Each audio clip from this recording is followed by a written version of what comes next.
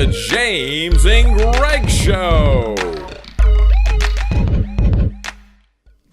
Get over here now, you little evil genius, dragging me off the tennis court to be with some Mr. Augie Johnson, somebody big now. That's the only reason why I dropped my tennis racket and tennis balls to get my butt over here. You are something else, you little evil genius, you! I'm the guy that's supposed to find these people, not you. But dude, this is big, man. This is big again. Yeah, we're talking about someone that's been all over the news. It's related to Michael Jackson, or maybe not related to Michael Jackson. So that's the big question. We're gonna find that out. And Mike is dead, dude, right? The one I know is dead. Well, Michael Jackson will live forever. Absolutely. His music is still good.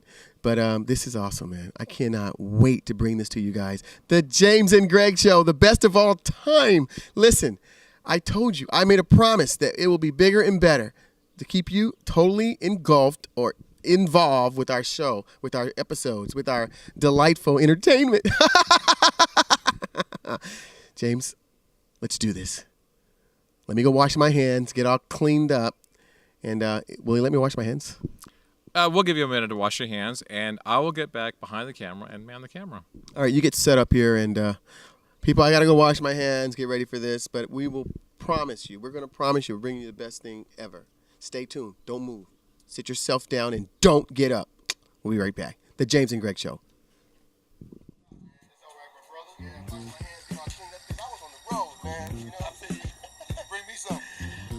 I didn't, but I brought you with me. You should have brought me on the road.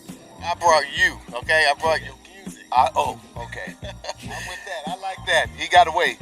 Anyway, people, this is Greg L. Glass of the James and Greg Show. And James is the man this time. I told you he's an evil genius. And this time, he got me doing what I do. I'm trying to lose some pounds here, brother, trying to look like you.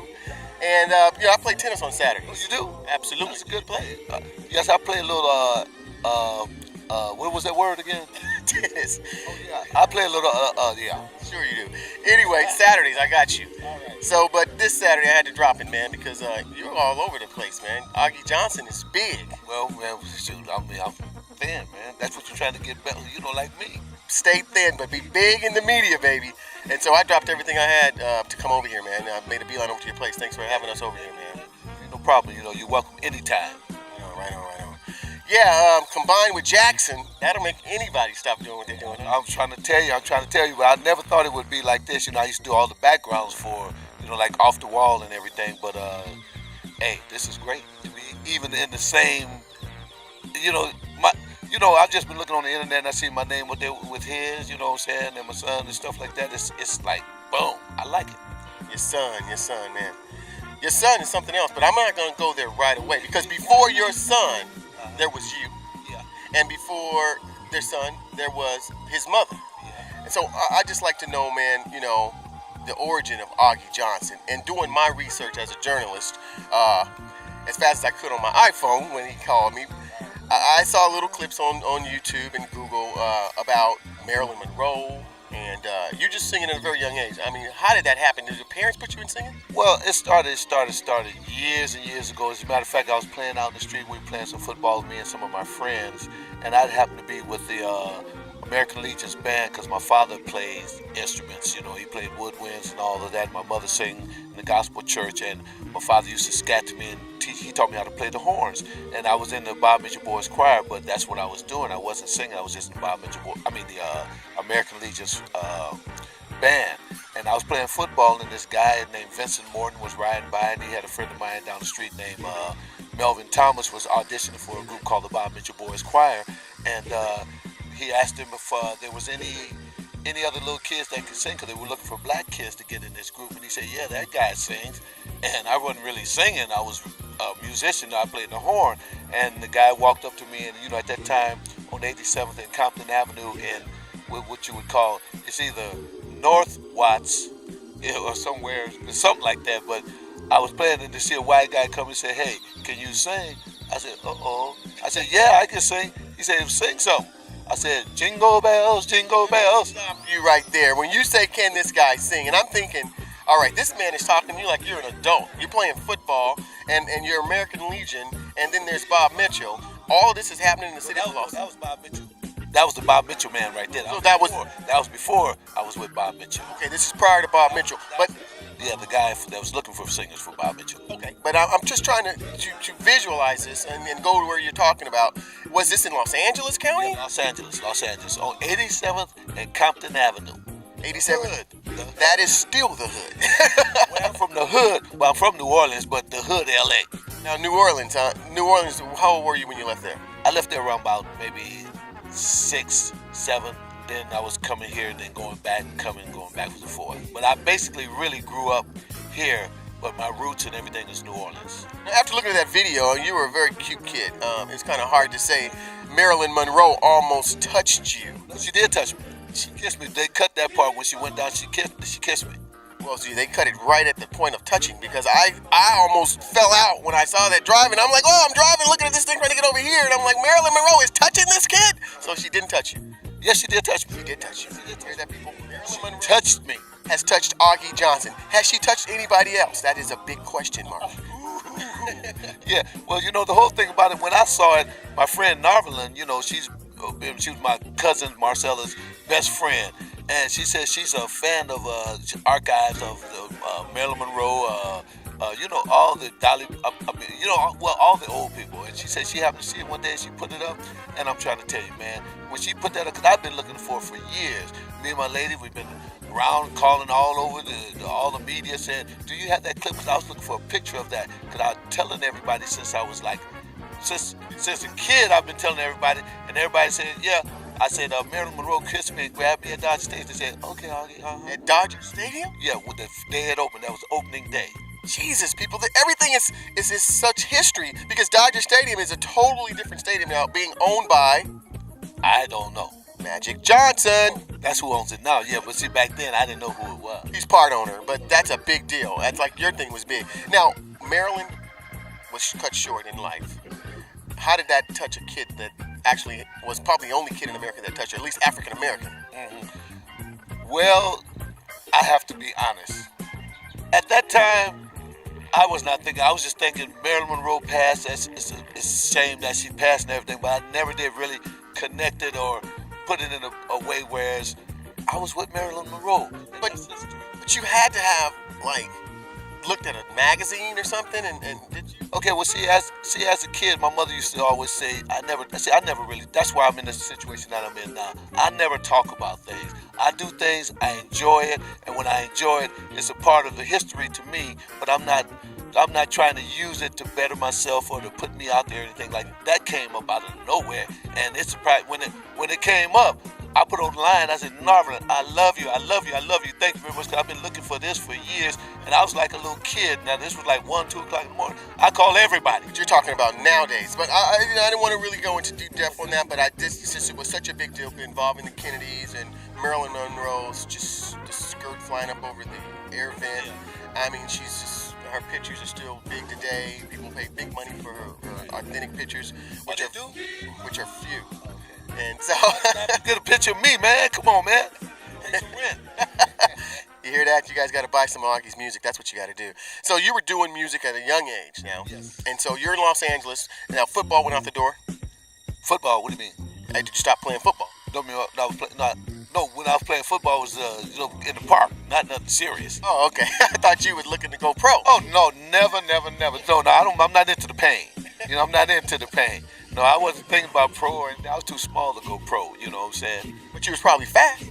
Yeah, I was pretty fast. I ran the 120 lows, but I'm not gonna get my time because they would probably laugh at me. But I did cross country. But when I did cross country, it was because I played beat football a little bit, and I cracked my leg, and they wanted to wrap me up and go back in. And I said, no, ain't nobody wrapping nothing up. That's over. My career is done. It's finished. So I ran cross country, and I was the most popular last place cross runner there was. Now, the Watts riot was big in Los Angeles. Were you around in that particular time? Yes, I was. You said Compton and 87. I can't lie. I was a part of the riot, not causing it, but reaping some benefits. I was going to ask you that, Les, because a lot of looting was done at that particular time, and the looting was justified. People were oppressed. There wasn't a lot of jobs around, and the inner city wasn't growing. So if they could get some stuff out of a store, from my understanding, it was actually a benefit to them. Yes. Well, bottom line is I was kind of ones. You know, if you can't beat them, join them. And the thing is, I joined, but I was really weak because I was scary. I didn't want to go to jail, so, you know, I took my one. Well, I'll tell you what I got. I got a pair of shoes, and I got nervous. So that's all I had. The shoes didn't fit. Did you? You didn't have enough time to try them on, huh? No. I was too scared. I was just trying to be, when you're around everybody, you got to do what they do. Especially with a lot of people, I said, man, all of us will be in jail if we get caught. So peer pressure is big, and it always has been. And I want to go there next because being unemployment rate as high as it was back then, and you were a teen at the Watch Riot time? Yes. Did you have a job? Yes, I think I did. He thinks he did. So that means no. Anyway. No. You probably... I did a paper job till my family was going to Disneyland. They wasn't going to let me off, so I quit.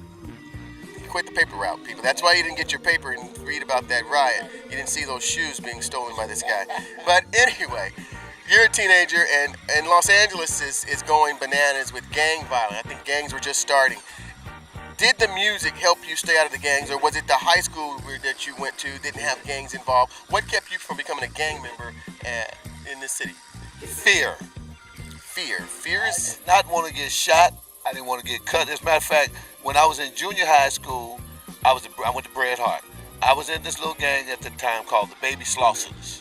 You know, I don't know, people might never. We used to wear floods, and the high top biscuits and all that. I was a Baby Slosser. We went to Manchester Park, and I'm not really no violent person. So we would go to Manchester Park, and they started fighting and everything. And I'm doing my little dukes, and then the dude pulled out a knife and said, "Man," I looked at him, I said, "Man, you gonna cut me? You gonna cut me?" He said, "Whoosh," and cut the side of my arm. I was gone. That was my gang days was over with. Right after that, I ran home. All my gang days was over with. Was this black on black crime? Yeah, black on red, blood. That was blood crime. I saw the blood and ran. We all bleed, people, and if it's nonsense, I guess you did the right thing and fled the scene. Because now you're sitting here with me, and this is the James and Greg Show. We don't interview just anybody. You're up there, brother. Well, thank you, man. Thank you. Well, my feet are on the ground. I may be up there, but my feet are on the ground. I'm the same person I was then, now, and in the future. You know what I'm saying? The only thing is I may be a little more exposed now, but all they're doing is exposing me, and I'm the same me. I'm not changing for nobody, and boom. That's my whole thing. I don't lie because I don't have to lie. And sometimes the truth hurts, but, hey, I'm like that. Tell me the truth. Let me be hurt so I at least know that I can trust you. Yeah, and we'll get to that too, because there's been some fabrication involved in your lifetime, as anybody else's. Now, you're in high school. What was that? Which was that? Washington High School. I graduated in 1966, and like I said, I'm not ashamed of my age. I'm 65 years old. I'll be 66 this year, and I'm happy to be that age, walking around still able to dance. I can't do the moonwalk, but I can do a couple. I can do the crip walk. I'm pretty sure you can. From Los Angeles, Baby Slauson, I know you can do the crip walk. Anyway, so Washington High. Now, a lot of the entertainers that I'm affiliated with and interview, they, especially the older guys, as yourself, not older as far as being, but older than me. These guys appeared in high school talent shows and things of that nature. That's how they really got their fame. Were you ever affiliated with a high school talent show? Yes, as a matter of fact, I had a group called, in high school, I had a group called the Duprels. And if you remember Teresa Graves, Christy Love, she was a female vocalist with us at that time in high school. See, you kidding me? Don't get Christy Love? How does it? Teresa Graves, yeah. So we were in school together. We graduated together. She sang in the group, and we did what you call senior day. We sang "Going to a Go-Go" on senior day. And do you know Quentin Tarantino used her in his movie, the one with the colors, God, Reservoir Dogs. He refers to her as the first Pam Grier. People, look her up. Teresa Graves, yeah. And see, people didn't even know that. Yes, went to Washington High School. She sang together in my group called the Duprels. Well, Denzel Washington also played a principal that went to that school, that taught at that school, and had done some really good things for. Well, he actually played the role of a principal. Oh, okay. Yeah. I think his name was Joe Carter. That was another one. That was another one. But he played a role of a principal there who got a lot of credit for getting that school into an academic program where kids were getting able to go to college because they had dropped to big lows because of gang violence at that school. Yeah. So I'm glad that you came out of there music. Now, when you graduated from Washington High, did you stay in music? Yes, I stayed in music. I went to first I went to LACC College, and I had a commercial music major, and I went to Southwest College when it first opened up. But I was at that time I was kind of young, and I was low riding and forgetting about stuff because I was asked to do the song, the theme for Southwest College. Get out of here. But I didn't have time. I was running the street, you know, what youngsters do. So did you have hydraulics on your lowrider, or did you have bricks in the back trunk? Front and back. And I had 6 coils on it. I was deep. I was one of the first of the lowriders, you know what I'm saying? That's when they didn't have all of the 6 mode batteries and all that kind of stuff. I had one battery. We had a dump valve. That's all it was happening. Just you pull the dump valve and it just drops. It wasn't no dancing, going to the side and all that stuff. It was straight up, drop, period. What kind of car was it? Candy Pearl Burgundy Monza, Corvair Monza. Front and back, I had my color bar. I had a 4 and 8 cassette. I mean, no, not cassette. The cassettes wasn't happening. 4 and 8 track. That was a 4-track and an 8-track. I had my color bar. I had my little donut steering wheel, and I cut my shift gear to low. I was a low rider, brother. You were. What song did you bust a left or turn left on your block to? Doom, doom, doom, doom, doom. Songs for my father and Bumping on Sunset and beep beep, beep beep. All that was blowing my car. And you know what I used to do? I'd go by the high school and I wait till I got in front of it. Then I turn on the music real loud and say boom beep. Oh, and I'll be low riding, looking at everybody looking at yeah. So you didn't just get fame from the stage, you got fame from the Lowrider Club. Oh man, I was hot, man. I was just a nice, active guy. I was just, I just like to have fun. And a lot of times when people don't realize it, but people like to be around people that's a lot of fun. There's no drama all the time, you know what I'm saying? Because I always believe problems are a state of mind. Things happen, you deal with it, or you leave it alone. You know what I'm saying? Don't beat yourself up behind it. Absolutely. Now, you got out of that Lowrider and you went to the studios. Which music studio, or what brought you to the music studio from that Lowrider? Or did you drive the Lowrider to the studio? I was studio before the Lowrider. Is that right? Yeah. My first record was High Hopes with Frank Sinatra. You've got high hopes. You've got high hopes. He's got high apple pie in the sky. All problems just a toy balloon. They'll be bursting soon. They're just bound to go pop. There goes another problem. Curve plop. Now, I never ever knew that was you involved in that. Yep, I was one of the kids. That's what I'm saying. My history is cool because there's a lot of stuff that people don't know that, thank God right now I'm getting to let out, because I don't go around boasting and telling everybody what I do.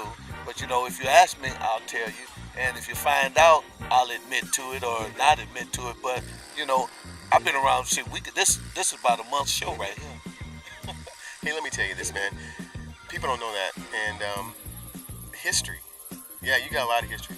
However, we're going to fast forward this, all right? Well, let me just say one little thing. The reason I have this history is, like I said, is because I don't boast. And the thing is, I'm a regular person like everybody else. It's just I've been exposed to different things, like different people get exposed to different things. And it didn't go to my head because I was still me. Just I got the exposure and the experience and the opportunity to meet all these different people, but it did not change me. But it meant that you had something to offer. You were a special person, or you wouldn't have been there. Now, I want to ask you that, leading to that. Now, your first record was with a group called Side Effect, right? Now, that was that a national record? Well, the very, very first record I did was Side Effect. I mean, not including, we're not talking about the sessions, all the sessions I did. You're talking about on Side Effect. Okay, the first record I did was with Gas Records. Gas Records, okay. And Canadian label, and the name of the album was called Side Effect Effective. And it got you out there? Got us out in Canada, yeah. Oh, right on. So, but did that give you... In Toronto. Did that give you that bug to keep going? No. Well, no, I already had the bug. They didn't take nothing to have the bug. I got the bug before all of that. But I was hoping that things would have happened then, that I had that bug like, it's about to happen. We going to Canada. We going to tour. Everything is cool. I told all my friends, me and the group, called everybody. Yeah, we going on a 4-month tour. We all this, that. We flew to Toronto, got off the plane, had a limousine. They flew us back to Montreal. We did musical friends in Montreal. Came back and we was all happy, ready to start our life. And they said, hey, you got to go home. There ain't nothing else happening. We said, wait a minute. We just told everybody we gonna be gone. You can't do it. I said, no, there ain't nothing happening. We said, look, please, just let us go anywhere. Let us be seen, have an agent come, please, because we can't go home now because we be the most embarrassed people in the world. So they let us do an audition at showcase at Le Coq d'Or on Yonge Street in Toronto. And we did that, and we ended up hooking up with an agency, and we did 3 months there like we said we were gonna do. Right on, man. That's just perseverance too. Yes, right. I don't quit. I mean, like I said, I'm 65, and hey, that doesn't mean nothing. You quit, you're dead, you're old when you feel it and you start thinking it. Well, that's why I'm here, because you won't quit now. Now, this guy, I gotta fast forward this because it's just killing me not to mention this. So after that, this guy meets Mickey Howard, and man, I remember her music, man. She's pretty, she can sing. She's a real woman. How did this guy hook up with that? All right, well, first of all, when I met Mickey, I went with J.J. Johnson, who's program director at K-Day at that time. He was the spokesman for a fashion show, and he didn't want to go by himself. So he called me and said, Augie, man, let's go, let's roll. Can you roll down there with me? I said, man, come on, man, come on. I said, okay, no problem. So we went. Then when we went, I saw Alicia Michelle Howard. Her name was Alicia Michelle Howard. She was singing on the stage. Is that her name? Yeah, real name? That's her name, yeah. Alicia Michelle Howard. And she was singing, and I listened to her, and she was a young girl. She was about 16. And I said, man. How old are you? I was about 20-something. I said, man, I'm looking at myself. I said, JJ, this girl, man, if she has somebody to work with or something like that, she'll be all right, man. Because in my mind, my heart had always been out to Aretha Franklin. As your wife or as a group? I loved her voice. I loved Aretha Franklin. Aretha Franklin to me could do no wrong. So you're looking musically, this is the type of women that you like? Yeah, well, what do you mean? To work with. Yeah, to work with, women that can sing. If they can't sing, I can work with them too, as long as they have a good attitude. But the sound, what I like and I appreciated her voice, Aretha's voice. And Mickey had this same quality. She had that quality. I heard that she had that quality, and I said to myself, you know what? This is my Aretha Franklin. Okay, so fast forward this. You see her on stage, you and J.J. Johnson from K-Day. He's got a lot of pull, and so he gets her to sing with you? No. He was just there, and he was just there. He said, man, he was just there. JJ always backed me with whatever I wanted. How'd you get her in the studio with you? Okay, well, that was a process. It was started because, like I said, when I first met her, she didn't want to. I told her, I said, hey, look, my name is this, and and I'm doing this, and I like your voice. I like to work with you, and do something with you because I like your voice. So how many dinners did this take? No. See, that's when everybody got on. There was no dinners. It wasn't that in the beginning. It was first me trying to get with her to make the music. So like her friend had, she didn't give me the number. Her friend gave me the number. Said, "Girl, don't be stupid," because the friend knew that I sang with side effect. So the friend gave her the number, and then gave me the number and said, "Call," because she's with me. How many months later? No, that was that same day. How many months later did it take her to make a record with her? Well, years. That wasn't months, it was years. So she didn't start off like that. So you guys had this meeting you saw her talent show. She was about 16, Alicia Michelle Howard, and so didn't work there, and you went another couple of years doing your own thing at Side Effect. Yeah, I was doing my own thing, but I'd been talking to her, and I'd been rehearsing her. Like anytime I didn't do anything, we'd have a rehearsal. I'd rehearse her, and and then like sometimes I would bring her in the studio. Sometimes, then when she got a little better, then I started putting in, because I was doing a lot of sessions and I was doing a lot of producing, and what I would do is put her with all the Waters and Myrna Matthews and. So you're telling me you basically trained her, formed her. Not basically. you trained, informed her, and got her ready for the product that you were looking for. Exactly. So I trained her and I took her to, she did background, she did this, that, and the other. And, you know, some of the background singers used to talk about, say, oh, that's the teacher's pet. You know what I'm saying? Because she's doing this stuff, getting away with murder and stuff like that. I'm going to have to cut in here again because you must have did something right because this lady had a gold record. And now, you get her in Side Effect because you told me that you got her in Side Effect right before when I got here today. And so I was just trying to get some understanding about that, and the viewers want to understand that too. Now, she's in Side Effect now, after a few years later. What happened as far as your relationship from business to dating? Okay, well, like I said, before that, I was trying to, after I started grooming her, she wasn't originally supposed to be with Side Effect. I was trying to get a record deal on her, but first I told her she had to change her name because it was Alicia Michelle Howard, so I had to change it to, I told her Mickey would be a cool name. You know, Mickey like M-I-K-I, not the Mickey M-I-C-K-E-Y. Okay, you did that. Now, but you also became her man. How long after she got with your group did that take? Well, we was kind of like messing around just before I put it in the group. So it went from training to, okay, the dentist came in, and now she's your girl in the group. But before she got to the group, she wasn't your girl, but when she got in that group, she was your girl. Well, she wasn't supposed to be my girl when she got in the group because the guys wouldn't have let her get in the group if she was my girl, if it was known that she was. But you knew. Yeah, and she knew. And she knew, yes. So now, she's in your group. Did you guys get any gold records or anything like that from her talent? No, as a matter of fact, we didn't get any gold records or anything. Like, in other words, if you go online, the first record was Side Effect Effective. The second record was Side Effect on Fantasy Records, and then it was What You Need on Fantasy Records. Then it was Going Bananas on Fantasy Records. Then it was After the Rain. That's when Mickey came in. After the Rain, Portraits, and All Aboard. But we were at that time when Mickey came in, we were with Elektra, who was just now getting into R&B. So they really kind of like practiced on us because they didn't know the ropes because it was Elektra Asylum, which was a fusion rock label. Then they dropped the Asylum and came to Elektra, which became R&B. So we were one of the first groups on Elektra, and we opened the doors for Anita Baker and everybody else that was on Elektra. So you're saying that she was on the album and she sang on Portrait, is it? Yeah, the first one was After the Rain. It was Mickey's first album with us was After the Rain, and then it was Portraits, and then it was All Aboard. Okay, and man, you developed this lady from the ground up. I did not know that. A lot of people don't know that. Now, you guys separated. How did that happen, as far as musically is concerned? Well, basically, it got to a point there where we were doing stuff, and we had been together, and we'd had 2 kids, and so she just said, you know, hey, man, you gonna marry me now? You marry me now, or I'm gonna hate you. 2 kids, man, and did you marry her? No, she hated me. That's why you don't know nothing about me.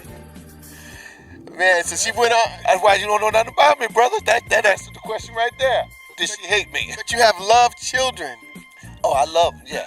I don't, just because people hate you, that don't mean you have to hate. And what are your children's names? Brandon and Nicholas. Brandon and Nicholas? Yes. Okay, all right. Those are nice names. And then you're still in contact with them? Oh, yes, always. I don't know, I saw a little thing the other day. Somebody wrote that Brandon wasn't speaking to me no more, but unless he tell me, you know what? Well, I don't know if he don't speak to me. I guess I don't know. You ain't gonna know. I guess I won't know unless you send some Morse code. Yeah, right. You know, or text. Because the last time I talked to him, it was the day before all this stuff. Oh, really? Yeah. Well, you know what? Mickey's album After You was big, man. I think my parents bought that. What did that make you feel like? Made me feel good. It made me feel like I did something right. That I knew. I have a thing about me. Like I said, I don't do things to get rewarded. I do things because I have a feeling and I want it to work. When she had that record, I knew in my mind that she was a star because the fact I had her with me. The only thing is we didn't have the promotion and the proper attention that she had on Atlantic that we had with Elektra. So therefore, I already knew it was a star. I already knew stuff was good, but we didn't get that exposure. Because like if you go back and listen to the After the Rain, All Aboard, and the Portraits album, which is on Elektra, Research and Find It, listen, I'm trying to tell you, listen. Now, she was just pretty to me, man. When did she have your babies? I mean, the album covers look good. She didn't look pregnant. Well, because by the time we took the album cover, she had the baby. Oh, you're talking Months, you know what I'm saying? It takes a few months to do an album, you know what I'm saying? right. Well, you're talking about the Portraits album, or I'm talking about her solo album, though. Oh, the solo, no, that was done. We had already had the 2 kids. That was done. Oh, okay. She didn't make mention of that. How did that make you feel? Well, you know, see, that's a hard question because, like I said, I've always lived my life by my feelings. I don't let words mess me up. People do what they want to do. I live and let live. If they're not interfering with my life, it's not a problem. Like I said, she didn't interfere with my life. It didn't help my life, but it didn't interfere with my life. So therefore, I felt if she wanted to say something, fine. If she didn't want to say something, hey, that's up to you. Well, I'm glad you said that because I was scared to ask this question. I didn't want you to punch me in the jaw because I'm you know, I deal with a lot of people and some of them are musicians. And the other day, your name came up. That's how I heard about you. He's like, man, you ever heard of this Augie Johnson guy? I'm like, no. He's Mickey Howard. I'm like, that fine Mickey Howard? He says, yeah. He says, yeah, you know. Can you remember what you're gonna say? Yeah. You didn't know me before that, man. You hurt my feelings. Now I'm hurt. You didn't know me. You say you didn't know. Oh man. We know you now. They know you. I know you, and I love that I know you. Well, listen, man. I'm sorry, but then but I knew Mickey Howard, and to know her made me know you. No, you really know me. Nobody knows that know Mickey Howard. Well, he said that this guy had a baby by Mickey Howard, but it could be Joe Jackson's baby because Joe was managing her, and when her albums came out, I was like, what, Joe Jackson? So now that I know that doesn't bother you to say that, did Joe Jackson manage her? Is that how you lost her management to Joe Jackson? No, I thought it was this. There was another guy that was managing her at that time. I forgot. No. Well, see, I didn't even know Joe at that time. You know what I'm saying? And if Joe was managing her, I was just, I'm just, like I said, I'm not calling nobody liars because I'm not saying anything, but I'm just saying Joe didn't manage to get her with side effect. I know that. You do know that. That part, but as far as the other management stuff, I mean, maybe he did manage her. I don't know, but he didn't manage her to get a side effect, and I didn't know he was a manager until all this stuff came out. Okay, he could have been her manager because you're not dealing with her anyway. She's not your lady anymore, but she has your children. Are you being a single parent? I mean, she sole custody of the kids, or? Yes, she sole custody of the kids, and I was a parent whenever I was allowed to be a parent. So were you in their lives at any point? I mean, in their lives from the beginning. In their lives from the beginning, but I've been, like I said, I've been in life since the beginning. All right, so your 2 boys are fine. They know your dad. They definitely know their dad. Okay, and that's you, Augie Johnson. Yes, sir. Okay. August William Johnson III. August, people. Let it be known, so I give you my real name. My real name is August William Johnson III. They call me Augie for short. The third. So that's a very famous name. Yes, August. They had 3 Augusts. My grandfather was August, who was born in February. My father was August, who was born in October. And I'm August, and they planned me. I was born in August. Which son is the oldest, Nicholas or Brandon? Damon. Damon. Did you mention him? That's my oldest son. Is that by Mickey? No. Oh, you know. I'm talking about Mickey's baby. Well, Brandon's the oldest for Mickey. Yes. Okay. All right, so you have 3 boys. 4. 4 boys. Is any August? Yes. So there's an August the 4th. No, it's a long story. He's really August William Johnson Jr. Because, see, my grandfather was August Johnson. My father was August Johnson Jr. I was August William Johnson. So they didn't put the junior on me because I had the William in it. Now my son is August William Johnson Jr. So he's the 4th, but he's the junior of August William. See, it's a long story. I didn't know this man before this, but I will not forget you because my birthday's in August. August what? I just don't want you guys to go out and waste your money, okay? And August 2nd. And you're born in August. Yes, born in August. This story only gets better, people. Listen, okay, so you have these 4 sons. Mickey's got 2 of them. She's on the road being managed by Joe Jackson, so they say. And she's got these... She's still managed by now? I don't know. I don't think it's happening now. Oh, it's not happening now. It wasn't. Well, I don't know when it was happening, but I know it. Well, I really don't know. I've been in the background, so let's leave that alone. Okay, but you associated with her through your son's life. Yes, sir. Okay, great. And, she went on to have a very illustrious career, and so did you, because looking at Google again, you've done a lot of musical stuff. I mean, before you had done stuff with Dolly Parton and Barry Manilow. Rod Stewart, Frank Sinatra, Jerry Lewis, Phyllis Diller, Bob Newhart, Tim Conway, August William Jr.? August William Johnson. August William Johnson Jr.? Yes, no, the third. The third? yeah. It's a lot. I mean, I could go on Nancy Wilson. I did a duo with Nancy Wilson on her album. I forgot the name. It was All I Could Do Was Cry. I'm not sure the name of it, but Nancy Wilson. And I did a lot of stuff with Gene Page. So it's hard to break a guy like you. It's hard to break your heart. So she could have left you 3 times, and you would have still been like, I'm August William Johnson the third. There's no... Let me tell you something, man. Can't nobody in life break your heart but yourself. So you're... That's just physical. You feel no pain unless you bring the pain upon yourself. People do what they want to do. How you react is up to you. Okay, Mr. Strongheart. Yes, sir. That's you now, August Strongheart. When your son went on the media not too long ago, sometime in March 2014, and said that his biological father is Michael Jackson, Joe Jackson's son, the ex-manager of your lady here, your ex-lady. How did that make you feel? Was your heart broken? No. Again, you withstood something traumatic. See, my heart wasn't broken because, like I said, I hadn't been mentioned since his career got started. My name was never mentioned. So when it was mentioned, when he did say that, well, it's like I said, life is what you make it, man. You know, no long as I know, like I said, the way life should be, what people should be in life, what you feel in your heart and what you know should not bother you. Because, see, people make money off of tabloids. See, that's what people like. People like dirt. And when there's dirt, you can always spread dirt around. Because if you notice media, any dirt gets a lot of exposure. Good stuff don't get exposure. So therefore, by him, that's not from crying. It's just a little something flipping in my throat. So he says. but the bottom line is, like, that stuff out there that people say and do doesn't bother me. Because all that do, that'll kill you. You know, it could be lies, and when you start believing different little lies going to, it'll kill you because... Well, Mr. Side Effect, it shows no effect on you because you are alive and kicking. So, all these so-called heartbreaks that some people jump off of buildings for, you are sitting here.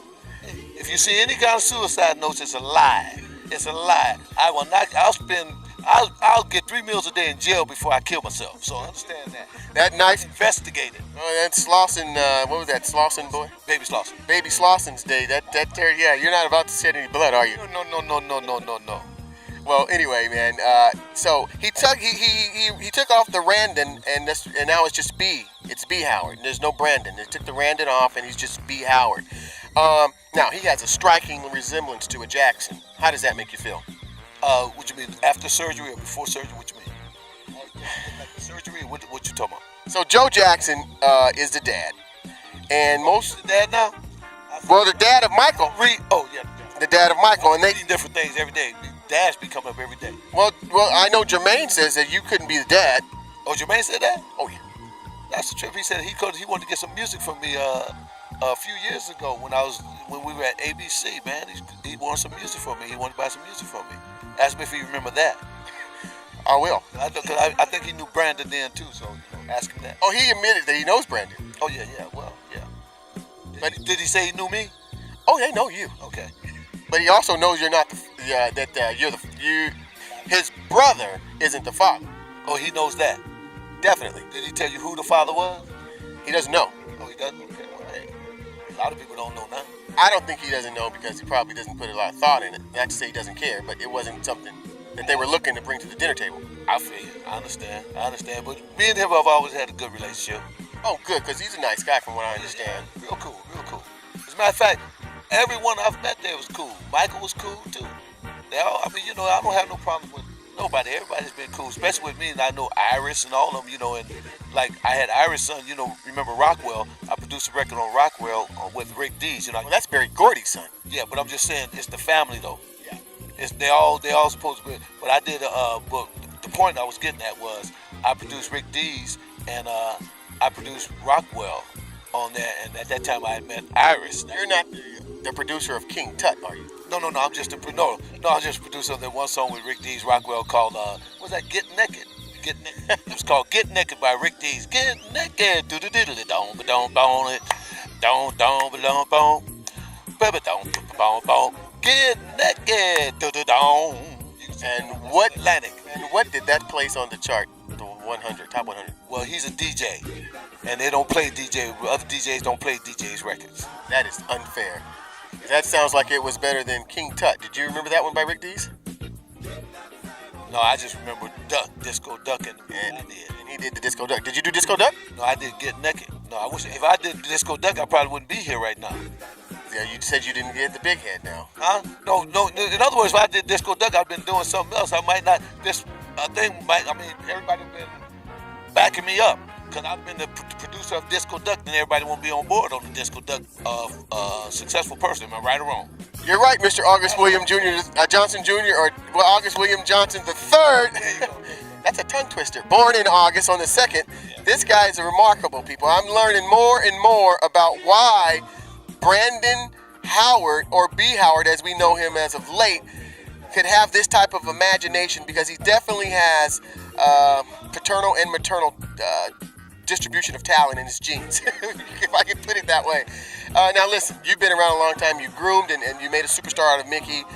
Now you're on the cusp of having a superstar son. Now it may come through negative publicity, but they say that this DNA test was taken in, was it Colorado? Or somewhere in that area, and then it was sent to Washington, D.C., and then Ireland had something to do with the DNA test, and then it was on television as a 99.9% accuracy that it is not your son. Mm-hmm. How do you feel? Same way I feel the day before that. You know what I'm saying? It's like, people are going to say whatever. You know, like I said, it's what he said, what she said, and what really happened. See, I'm the kind of person, I don't want to say, but I know what really happened. But if you ask me a question, I'll tell you the truth. Whether other people are lying or not, that's them. I don't know. I don't call people liars. I don't call people out of their names. I don't diss nobody. I just can only be concerned with myself. Excellent. Now, you know... Can I say one thing about Brandon, though? Say it. One thing about Brandon is he's not perpetrating. He's not trying to be like Michael Jackson. He's not doing all this. It's just him, and it just so happens that it falls into Michael Jackson's vein. Just like would you say Jamie Foxx was Ray Charles' son? Because he act like him, won the Academy Award being Ray Charles, and if you didn't know any better, you would say, dang, boy, that came straight out of Ray Charles. So I'm going to have to... Is Jamie Foxx Ray Charles' son? I'll be interviewing Jamie Foxx's mother, people, soon. Anyway, there's one guy that doesn't like B. Howard. Who is that? His name is Corey Feldman, who at one point said that he was Michael Jackson's son. Corey Feldman? Okay. Do you know who Corey Feldman is? I mean, I heard the name, yes. I couldn't believe that Corey Feldman was there when they unleashed the 99.9% accuracy test. He was there. He was? Okay. He's an actor. A child actor. Was he acting there?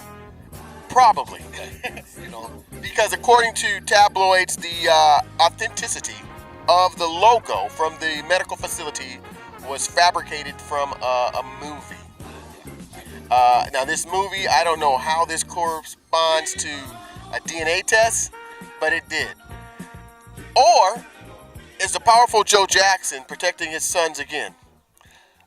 Like I said, I don't know nothing about them. All you can do is ask me questions about them. I can't speak for them. I don't know what they do. You said that when you met Mickey, she hadn't been with another man. Nobody was managing her. Okay. Oh, yeah. Like, I don't know if she ever been with another man, you know what I'm saying, because she wasn't with me 24 hours, you know what I'm saying, so I don't know that. But I know there wasn't nobody managing Mickey, to my knowledge, because if she would have gotten the group, the manager would have had to talk to me to let her inside of that. So those 9 months between pregnancy or fertilization and Brandon's delivery, there you were the man. At that time, yes. And she was with Side Effect. Yes, Side Effect. She wasn't even famous. No. nobody even wanted to manage her other than you. Right. People, that's 99.9% that this man is the father. That is true, but the fact is she wasn't with me 24 hours. But I know she didn't know the Jacksons. I know that. Let's take 9.9 off of that. 90.9%. No. It's really, on the serious side, man, it's becoming funny to me, really. It's funny to a lot of people, and I'm one of them. But, you know... But the thing is, I'm thankful, and I'm thankful to God that because the fact this is happening by me not boasting and going out there ego tripping and stuff like that, the truth is coming out on its own. Because that's the thing that, to me, that God wanted to put out there. He wanted people to know about me because I'm an honorable person, and I don't feed off of people. And he said, I guess, Augie, you've suffered long enough. I'm going to let people know who you are. Because that's who's behind the whole thing. And if I were you, I'd play the lotto. Because it's your turn. I did. He's going to win. No, I lost. I did. I felt the same way you felt. I said, let me go, since all this stuff is happening for me, let me go try the lotto. I tried it, and I didn't get nothing. See, this is honesty. Now that this guy is for president, Augie William Johnson III is your next president. Move over, Obama. President Obama. I can't say all of that, though. You know, I'll run with him. You'll run with him? With him, yeah. I'll let him do the talking. All right, see, Lee? There it is. He's a smart man. He knows how to delegate the job. Now, all right, Corey Feldman doesn't like your son. There's another guy. A little upset about this. Did a record with Michael. As you did. Speaking of that, you were on Off the Wall, you said earlier. Now, what record? I can't think. You gotta look at the credits. If you're living off the wall, gotta leave that 95 up on the shelf. That album? Yeah, that album. Is that, I wanna, no, Liberian? I wanna rock with you and all that. I wanna rock with you. Were you on Oh, okay. I'm not sure because see, Michael did a lot of his own stuff on that record, and then we did some stuff, and there was stuff that he used, he didn't use. So I really don't know what song. 'Cause like I said, at that time I did so many background sessions. I don't know what song I was on when I hit on. So he was a slick little guy, huh? Who was that? Mr. Jackson. Why? What happened? You didn't know what he would do. Yeah, well, you know, he's a multi-talented person. He was so you know, same with me. I go in the studio, I hire you to do everything. By the end, I may take you off, put you on, or do this, whatever's gonna make my record good. That's what I do. But Speaking of controversy, people, I'll leave that to Prince's album. But I will say this: the young man that has a son, that man's dead. Michael Jackson, that is. The man came out and said that he's a dad. There was a record that had an annotation to it, or an annotation that there was a kid, somebody said it was his. Billie Jean, that's right. yeah, well, I heard that too. Then somebody, whoever gave that information, said, by the way, Mickey's name was Billy at one time. They really don't know. Was Mickey's name Billy? Never, ever, ever. It was Miss. The only thing close to Mickey Billy was she did Billie Holiday in the movie Malcolm X. There it is. Yeah, so that's probably where he got the Billy from. But as far as her nickname personally on the streets, never. This is going to take some forensic science work. Right, exactly. Unless she's great, unless she's so great she had another life I'd never do nothing about. Now, Mr. Johnson, this guy that doesn't really like your son saying these, making these accusations, whether they be true or false, is a big rapper, mega star rapper by the name of Akon. You know what? Now you see, this is how much I know about tabloids and all that kind of stuff. Now see, as far as Akon and the other guy you did, Corey Feldman, I thought they was with him.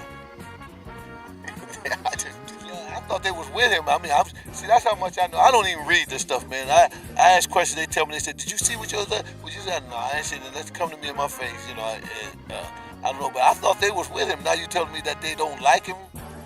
They didn't like that he said that Michael was his son. I mean, they don't think that he's Mike's son.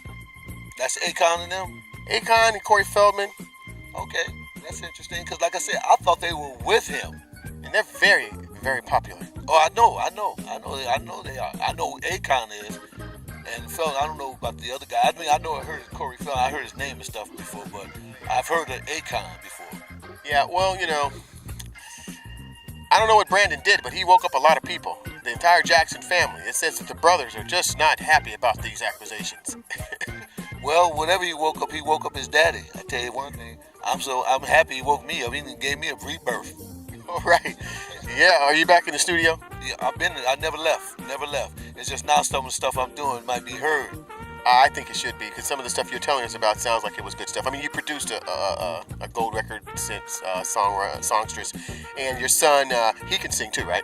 Oh yeah, he can sing.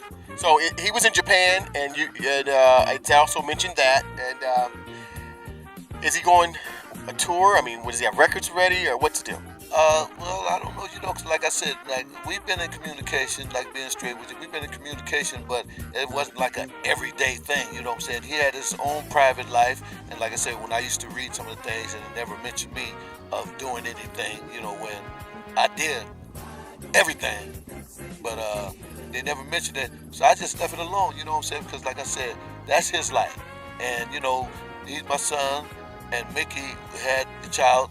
Their lives. See, I started Mickey, and that's their lives. And I did something to make it happen. As far as what Mickey's concerned, I did something because I felt she was talented. So I groomed her to be out there to be able to compete with everybody else. But then once they got out there, she wasn't obligated to me.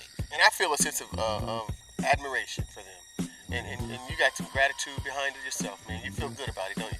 Yes, I feel good. I feel good that it was successful, and I feel good that they're talented, and I feel good because I've always wanted someone talented. My oldest son, I was hoping he played drums. I got him a drum set, and he played for a little while, but he didn't want to do that.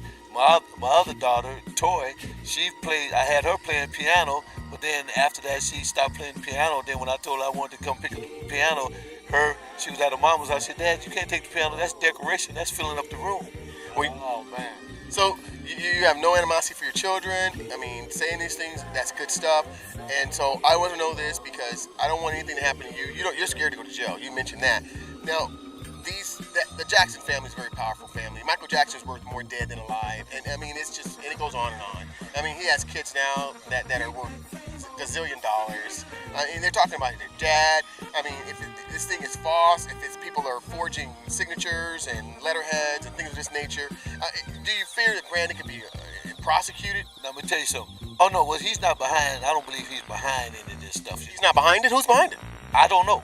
I think it's the people around him, but I don't know. I can't see it. Like I said, I can't speak on that. The one thing I do feel, I really do, because see, everybody's different. I do feel for Michael Jackson's kids, because what they have to go through has got to be terrible, you know what I'm saying? They have to go through all these different little trainings. Because see, this right here is just probably one incident that they got to deal with.